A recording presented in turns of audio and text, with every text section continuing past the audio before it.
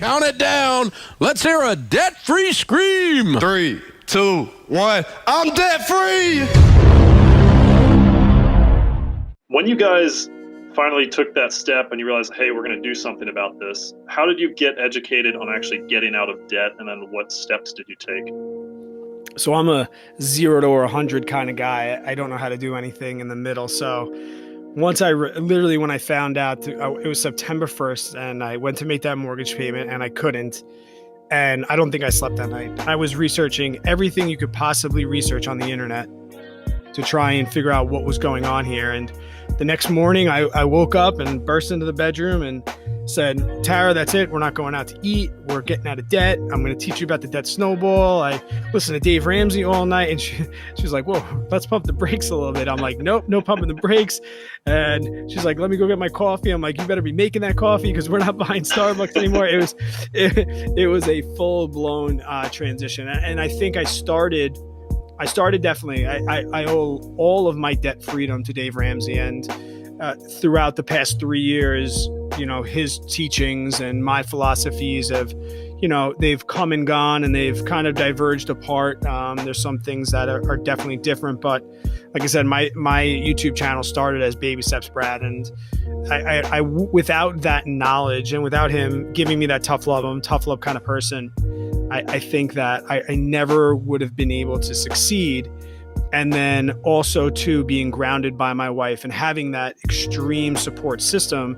And like I said, both of us having those long-term goals to be able to say, okay, maybe we don't have to go as extreme as Dave Ramsey necessarily wants us to go, but we can definitely adapt a different type of lifestyle and learn as we go. And that, and then the accountability piece of the YouTube channel, and not wanting to come on and tell people what I was doing if it wasn't necessarily the right thing, that accountability from that aspect and that angle. There was so many different factors that led to the success, but early on, Dave Ramsey definitely helped. And then my wife not killing me when I told her how much she had to change her lifestyle. And it's incredible. Now I look back at it and it feels like forever ago how much you adapt to that new lifestyle. You're just talking about COVID, and when things start to open up again, I think you'll realize that I don't need to go out as much anymore, or I was perfectly content being home. Like when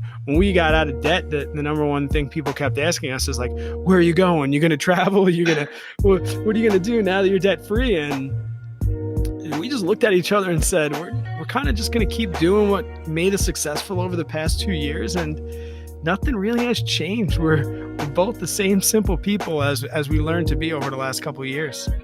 Right. Yeah, I think those are two pretty cool driving factors. Dave Ramsey does a really good job of laying stuff out. I think blanket statement, like you said, he gives you tough love. It's funny to watch those people call in with silly questions, and he kind of sets them straight. And then the other thing that I think is more impressive is, like you said, it's got to be difficult to be living a certain way and then make a drastic change on the spot and then see how your partner is going to react to it. Obviously, it sounded like your wife was maybe the one kind of pushing you guys in this direction a little bit earlier, but I can imagine how if you're living a certain way for a long time and then to kind of give it up and be working towards a goal that is not going to be night and day, it's going to take years to kind of develop over time, can be kind of a hard thing to adjust to initially. Oh yeah, absolutely. And yeah, she definitely, and the greatest thing, and she's a wonderful woman. She never reprimanded. She never, attacked the things I was doing. I said we were spenders. Like if I wanted a bicycle, I went out and bought a $5,000 bicycle, and she would kind of shake her head and never reprimanded. She was just she was always just a presence. She was always just a reminder, and she was there to let me know. And then, yeah, it's like, I never would have been able to do it. It sounds cliche and, it's super cheesy and a romantic love story, but, I don't, and I tell people all the time, you don't need a spouse, but anything that's difficult is worth finding somebody to get on board with. Like, it's easier to work out with a workout partner. It's easy to get through anything that's difficult if you have somebody else. And if I didn't have her, I'd still be spending more than I made, and I wouldn't be nearly as financially successful as I am today.